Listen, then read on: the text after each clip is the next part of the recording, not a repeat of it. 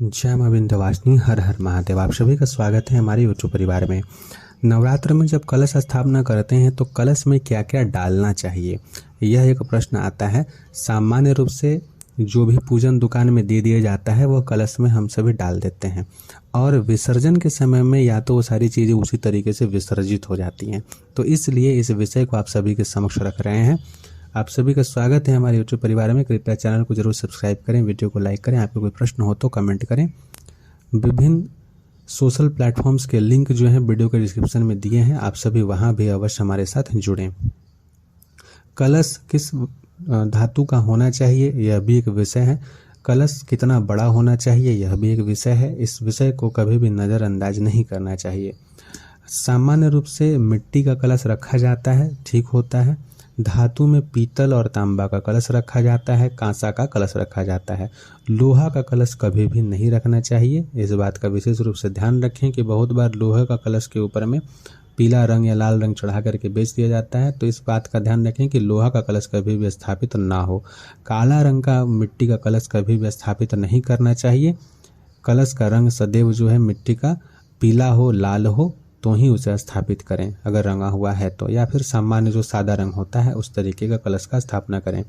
कलश के गले में जो है धागा 9 बार लपेटना चाहिए। मौली धागा 9 दुर्गा के नाम से 9 बार उसे लपेटना चाहिए। कलश का जो प्रमाण यानी कि लंबाई कितना होती है, तो जो घर के मुखिया हैं, प्रमुख मुखिया जो हैं, उनके अंगुली से 8 से 12 अंगुली माना जाता है। 8 अंगुली से लेकर के 12 अंगुल तक, नीचे से लेकर के पूरे ऊपर तक की लंबाई, गला से ऊपर तक, उनके पूरे कलश का जो मुख है वहां तक का लंबाई जो है 12 माना गया है। उससे ज़्यादा बड़ा नहीं होना चाहिए और 8 अंगुल से ज़्यादा छोटा नहीं होना चाहिए।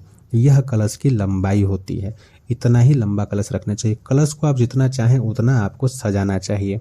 कलश स्थापना किस प्रकार से करते हैं? कलश स्थापना सामान्य रूप से बता रहे हैं, कोई विधि विधान मंत्र इत्यादि जो घर में सामान्य व्यक्ति कर सकें, भक्ति भाव से जो सेवा पूजा वहाँ हो सके, उस अनुसार कलश स्थापना करने के लिए सबसे पहले जो है आप खेतरी बीजना यानी कि जौ जो रोपते हैं, जौ जो बोते हैं, वो पहले अपना आराम से मिट्टी में मिला लीजिए और उसके पश्चात उसके ऊपर जो है बराबर करके वहाँ पर अष्टदल कमल इत्यादि, अबीर, गुलाल, हल्दी इत्यादि से बना दीजिए। उसके ऊपर कलश को स्थापित करते हैं। सबसे पहले कलश में जो है चंदन का लकड़ी डाला जाता है। सर्वप्रथम जो है चंदन का लकड़ी डाला जाता है, या फिर उससे भी पहले अगर आपको संकल्प इत्यादि आता है तो सुपारी, थोड़ा सा चावल, अक्षत जो बिना टूटा हुआ चावल हो वो, और कुछ सिक्के लेकर के संकल्प किया जाता है और उसे कलश में डाल देना चाहिए।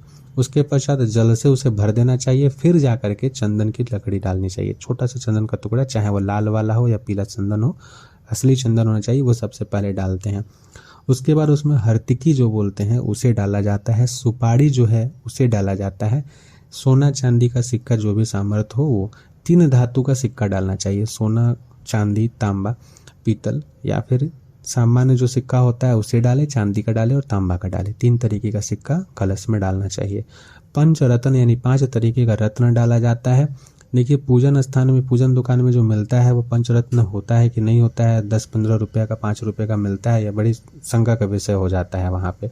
तो चूंकि आपको हर साल नवरात्र पूजन करना है तो 1.25 रत्ती का उपरत्न जो है उसे आप बनवा लीजिए। जौहरी के दुकान से आराम से 50-100 रुपये में बन जाएगा, यानी कि 500-600 रुपये में पंचरत्न हमेशा के लिए, आजीवन जिंदगी भर के लिए हो गया।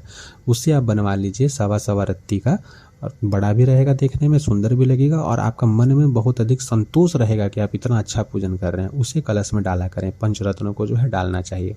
सर्वौषधि जो होता है उसे डालना चाहिए, वह आपको दुकान में मिल जाएगा। अच्छा क्वालिटी वाला सर्वौषधि डालना चाहिए। सप्त मृतिका जो आती है उसे बहुत बार जो है कलश के भीतर डाल देते हैं। देखिए, क्षेत्रीय अनुसार ये अलग अलग देखें। बहुत सारी जगह यह कहा जाता है कि कलश के अंदर डालना है, और बहुत सारे जगहों में यह पढ़ने को भी मिलता है और सुनने को, देखने को भी मिलता है कि जो जौ बोते हैं वहाँ पे डाल देते हैं। तो आप अपने अनुसार चाहें अंदर डालें या फिर बाहर में डालें। मेरे अनुसार उसे बाहर ही डालना चाहिए, ज़्यादा उपयुक्त होता है। उसके बाद मधु डालना चाहिए कलश के भीतर। मधु अवश्य डालें। दूब घास, अच्छा धोया हुआ दूब घास जो है, थोड़ा सा, जरा सा दूब घास डालना चाहिए। उसके पश्चात जो है इन सभी चीज़ों को डालने के पश्चात, ये सभी आरंभिक वस्तुएं जो हैं, इन सभी को डालने के पश्चात जो है कलश के ऊपर में पंचपल्लव रखिए या फिर आम पत्र डालिए। आम 5 पल्लव भी डाल सकते हैं। पंचपल्लव जो होता है अलग अलग वृक्ष के, 5 तरह के वृक्ष के जो पल्लव होते हैं उन्हें, या फिर आम का वृक्ष का जो पल्लव होता है जिसमें कम से कम 5 पत्ता हो, अधिक से अधिक 11 पत्ता हो, उसमें सिंदूर से अच्छे से उसे सजा के, सिंदूर से टीकना जिसे बोलते हैं, उसके पश्चात जो है रखें। अब उसके पश्चात आता है कलश के ऊपर नारियल रखने की विधि। नारियल कलश के ऊपर कैसे रखा जाता है इसके लिए अलग से एक वीडियो बना देंगे।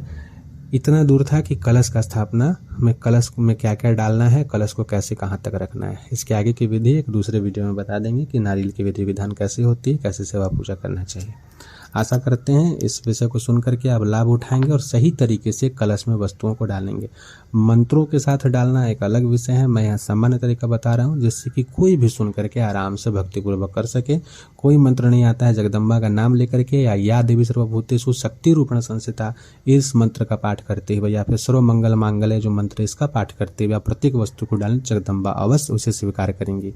दूसरा एक विषय जो इस कलश से संबंधित है कि जब आप कलश विसर्जन करेंगे, विसर्जन करने के लिए हिलाएंगे तो ध्यान रखिए, जब नदी में आप कलश को विसर्जन करते हैं तो कलश के मुख को दबा करके, यानी उसके ऊपर जो नारियल रहेगा उसका तो विसर्जन पहले हो जाएगा, उसे पकड़ करके रखें। और उसके पश्चात जो है उसके भीतर का पंचरत्न, जितने भी सिक्के हैं, जो चंदन का लकड़ी इत्यादि है, उन सभी चीज़ों को निकाल लेना चाहिए। चंदन का लकड़ी, तीनों सिक्का, पंचरत्न, इन सभी चीज़ों को निकाल लीजिए। बाकी सभी चीज़ जो है उसी में छोड़ देना चाहिए, कलश का विसर्जन हो जाएगा। इन सभी चीज़ों को लाल वस्त्र में बांध करके रख दें। अगली बार पुनः इसी चीज़ का प्रयोग कलश में आप दोबारा बिल्कुल कर सकते हैं। इसी चंदन की लकड़ी का, इन्हीं सभी चीज़ों का अच्छे स्थान पे घर में रखें, पूजन का स्थान में रखें, पूजा करें, पुनः इसका आप प्रयोग कर सकते हैं। इसमें कोई दोष नहीं है, बार बार इसका प्रयोग आप कर सकते हैं। चाहे तो चंदन का लकड़ी आप बदल लीजिए, लेकिन सिक्का जो है, अगर आप सोना का सिक्का प्रयोग कर रहे हैं, पंचरत्न सही वाला प्रयोग कर रहे हैं, तो दोबारा इसका प्रयोग आप अवश्य कर सकते हैं। जय मां विंध्यवासिनी, हर हर महादेव।